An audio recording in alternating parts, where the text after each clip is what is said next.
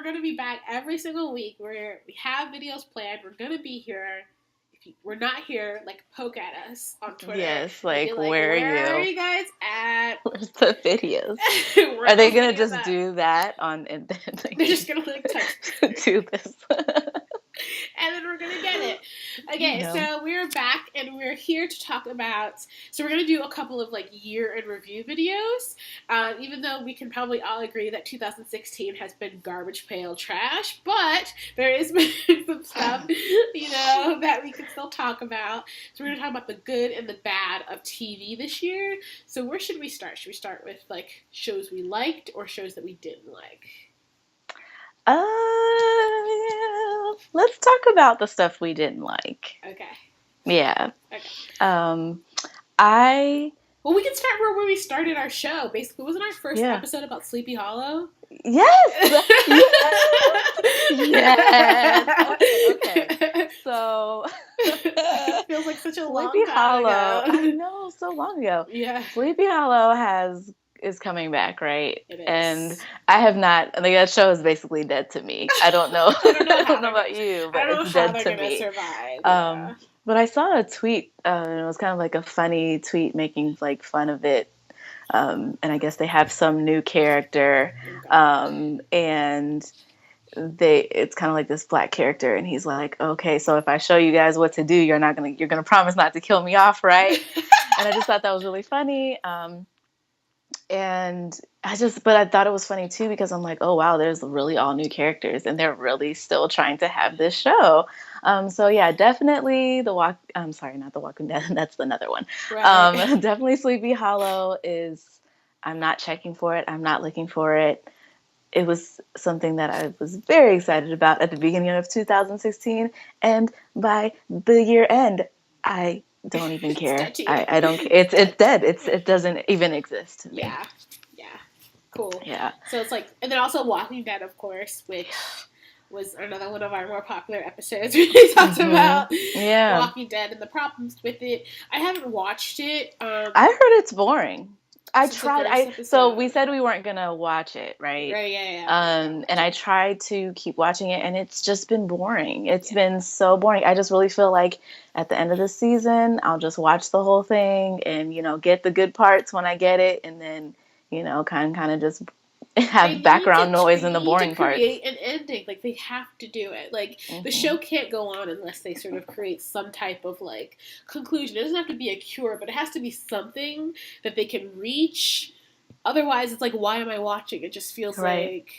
Just so like it's different to like in a comic, because I read the comics and it's different in a comic because like that's how comics are. Like comics go on forever and ever and ever. Like you'll enter the end of a comic and then it'll like something will spark and it'll start again because comics have been going on for like 30 or 40 years. But you can't do that with a show. But the thing is that I feel like, I mean, we've talked about this before. They're not building strong characters, and they're not making very strong story arcs. So if you want this to last a long time, there still has to be something that's happening within the show that keeps us invested. Right. And I know that there's major things that they're supposed to be happening, but I don't care about those things. Like I don't care about the kingdom or the warriors or anybody because they're not written well. And there's just so many filler episodes, and we're worried about if Rick and Michonne are going to get together. Or, it's the only thing keeping people going. And his denim shirts, okay, where did those come from? So it's just I'm still not on the team of it. Maybe if in retrospect, I'll be like, oh, actually, it was really great, but. And then they killed Glenn, and it's just like my heart still hurts about that. So sorry, spoilers. But everybody knew that. That was really I mean, it was even spoiled on SNL, so it's not like I ruined it. Oh yeah, so this isn't a Walking Dead episode, so we'll move on. So like, also something that we didn't like that just came out was the Gilmore Girls. I don't know if there's any people who watch Gilmore Girls, but we watched the Gilmore Girls like mini movies. So I have mixed feelings about it. So I didn't like how it ended. I really didn't like how it ended, and it just felt very reminiscent of the things that I didn't like when the show was on television. But I did feel like it did try to correct some of the things that I feel like it messed up previously, because maybe I'm wrong, but Was Lorelai didn't end up with Luke at the end of Gilmore Girls, did I think she? she did at the She very, did? very Okay. end. At the very, Yeah. very end? Yeah, those last couple Okay. seasons were not good, though. Oh, they were not good.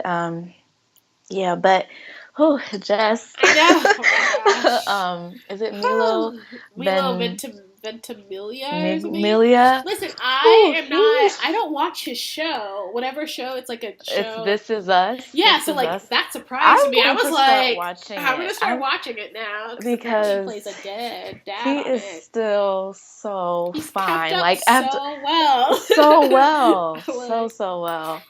Yeah. so yeah, he looks amazing in it. I think that, I mean, it was no secret that Dean looks amazing because he's on Supernatural, but like all of her boyfriends held up pretty well. Even Logan Yeah, looks great. Logan looks good. He ain't shit though, No, but he's not. he did not He's hold never he been holds shit up though. well. He's never been No. shit. I've always been angry at that whole relationship. I'm like, why are Let we us doing know if this? you let us know if you want us to talk about Gilmore Girls because Yeah, I that's think we another could thing. definitely talk Yeah, about like we're that getting show. into it. So that's Gilmore Girls.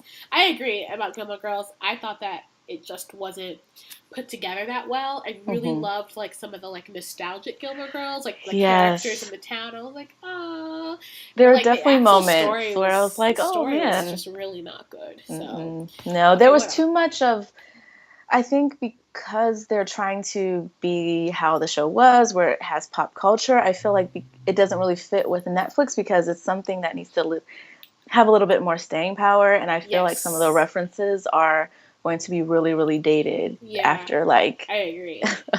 not too long And then from now. So overall, this is the last thing I'll say about Gilmore Girls, and then we'll move on. It's just it just feels like the wrong time for a show like that. I don't know what it is, but like I was watching it and I was like, this feels inappropriate somehow. like the world is falling apart, maybe. well, I don't know. I think it's because it's like so self-contained. You know, Mm. Gilmore Girls has always been super white. Like the minorities and the people of color and everything have always been Are rendered as there people of props. color? Well, Maybe I one or mean, two. yeah, but like when they are, they're sort of like prop. You know what I mean? And then Yeah. like the thing about the gay parade and stuff, I was like, Yeah, that was so this is weird. weird. And It there was like was at one weird. point they were like making fun of this guy who was like chubby by the pool, and I was like, this is Yeah. so like this whole thing feels like what universe are these people in? So A that different one. yeah, so that part was weird for me, where I was just like, oh my god, this definitely doesn't feel like 2016. But I guess that's a part of Gilmore Girls. So that's something we Yeah. didn't like. Is there anything else we did not like, or was it a big disappointment? I think that's pretty Those much are like it. the major ones that Yeah, pop into my head. I didn't really watch much TV this year. Yeah. Okay, so let's talk about the stuff that we liked. Yes. So So what did you we like? should. I feel like we should talk about Insecure because Oh this right, is because we're a house you divided. you were house decided. So I like Insecure. Right. I enjoy the show. Yeah. I think I like it. I feel like Yeah. it feels real. It feels kind of gritty. Um, I think one thing I do like about the show is not necessarily in personally I feel like I relate to the show, but I Right. feel like I have a lot of friends and a lot of people in my life who really resonate with the stories that are being told on television Right. through Insecure. So that's something that I like. And I really feel like the show got better as it went along, but I know you disagree. So, yeah. I mean, I think it's hard for me because I just respect her so much, and Mm, I think that this HBO thing is a big deal, and I'm also a writer, so that makes it hard too. So I'm like looking at it differently than like the average person look at it. But I just feel like, and also I live in LA, and I'm going through some of the things that are supposed to be alluded to in this show, and I just think it's soft. I think it's like mm, really soft. Like there's like stuff that I really want her to like hit hard, but I feel like she's so like the aesthetics of the show and everybody on it. It's like it's very pro. Okay, so I have this term called pro black, and it's just sort of like this idea where sort of like it's not. It is kind of like performative blackness, but like performative like cool, like very like cool. So like even though she's insecure, like everything looks super cool, which I mm-hmm. think runs counter to what she's trying to do with the show. So I feel like That's what I'm feeling. But I watched one episode. I think it was like the third or fourth. There was one episode that everybody liked, and I was also like, okay, this is like pretty good. Like we're going somewhere with it. Yeah. But ultimately, especially after I watched the show that we're going to talk about next, I was like, I can't deal with Insecure. And it's not that I don't want it to exist. Like I'm so glad it exists. Like I'm so glad it's a popular show. Like I will tweet it out. I will support her from here to high heaven. It's just not the show for me. That's okay. Yeah, I think it's absolutely okay. And I think it's important for us to be able to say that we don't like a show because I feel like specifically as Black women, we're so afraid to like be critical or say something negative because you don't want everyone to jump on you. But graded on a curve. everything is not for everybody. Yeah. And when I'm looking at Insecure, I'm not looking at it from a writer's perspective. I'm just looking at it from the characters, and I like the clothes, and I like the outfits, and I like I like the situational story. So and that's okay. It's fine. Yeah, we don't agree on this one. Yeah, I actually really liked it. Yeah, and I thought the last episode was like really, really good, and it really came full circle. But everybody's thing is different. Yeah. So yeah. So, but my favorite, I think probably my two favorite watching experiences this year were both on Netflix, and the first one is Chewing Gum. And so, Chewing Gum. Oh, Chewing Gum. So good. Oh my gosh, it's so good. When I talk about sort of like letting the characters really surrender to their circumstances versus what I think what happens to Insecure. And it's also not an Insecure thing, it's a Black TV thing where we sort of like need to sort of keep this sort of like sheen about us where we're like, we can feel these things, but we can't go totally into it because what will people think, like respectability politics. I think that's with all Black TV across the board. Like, Shonda Rhimes, like, they do it, like, Olivia Pope does it, everybody does it. Like, they don't let it to fully go there. That's why when, How to Get a Murder with Murder, when she took off her wig, it was such a big deal, right? Right. So, right. But she does not care. She does not care. Like she has no, like she just is like, I'm gonna like show this thing as authentically as possible. I'm gonna go like let this character be completely herself, and every instinct where somebody else would be like, oh. Yeah. Like, don't, like, that's too much. Like, she's really in it. Like, the creator, she just is like, I don't give a shit. Like, she's gonna do this. Like, she's gonna, like, these things are gonna happen. And I don't know. It's probably a style thing. I just really love that. It's like cringingly amazing. Yes, like every episode. Cringy. Like, if you watch episode, you're just like this. You're like, oh, God. I can't do this. So amazing. But I have to keep watching because it's hilarious. It's hilarious. And all the characters are, like, so well defined. Like, right. And everything they do makes sense for that character, even though they're, like, wacky things. You're like, of course. Like, whenever something happens, I'm like, oh, my God, girl, of course. Yes, of course. So if you haven't heard of Chewing Gum, check that out. Yeah, that's on one of my favorite shows of the year for me, for sure. All the nominations. For sure. Mm-hmm. And it's an interesting comparison to Insecure, too, because they're sort of, like, dealing with the same type of thing, but they go at it very differently. Sort of like, you don't think they're the same type of thing? No, I don't think they're the same at all. I think I think they're the same in that they're sort of dealing with, like, unspoken, uncommunicated, like, types of Blackness. That's why I think they're the same. Okay. It's like I could see that. So I think both of them kind of went into their shows with this goal of like, I'm going to represent sort of a version of Blackness that we don't typically see. That's how I think they're the same. Okay. So, yeah, I can totally see that. But because when I look at Insecure, I look at someone who's kind of at a crossroads. They're, you're okay with where you are, but you just kind of like stagnant. Whereas this Chewing Gum is a character who is completely discovering like where, like, you know what I mean? It's like like completely opening up, like has been so sheltered to the point where they haven't even had the chance to experience. It's so good. So just go watch it. Yeah, just watch it. Watch both of the shows. Yeah, watch them both. What you think, and support both of them because I'm glad that they both exist. And then the second one, which is like Stranger Things, which I mean everybody said that, but I remember. Stranger Things started after me and my mom. We were watching X-Files episodes or something like that when I was at home. And because that came back, didn't it? this Yeah, year. X-Files came back, which I didn't watch it. I was just watching the old episodes. But we were watching something, and it just like, this thing is coming, and they like showed the preview, and we're like, this sounds like us for sure, because we're huge Steven Spielberg fans, we're huge Stephen King fans, we're huge like 80s fans, so I was like, this is like hitting all of our buttons. And I just love it so much. I want more. I love that type of storytelling, because I don't really like TV that much. Like, I like to watch shows that are like procedural, because I know what to expect. I think that serial storytelling is often super unreliable, like, for example, The Walking Dead or a bunch of these other shows, so I like to know what I'm getting. And so what I loved about this is that it was like one long movie, and I love movies, so I was like, oh, more. I just love this so much. So that was my favorite. I really enjoyed it as well. It's really, really good. And there's a review on the BGN YouTube page, so check out that review. It's really good.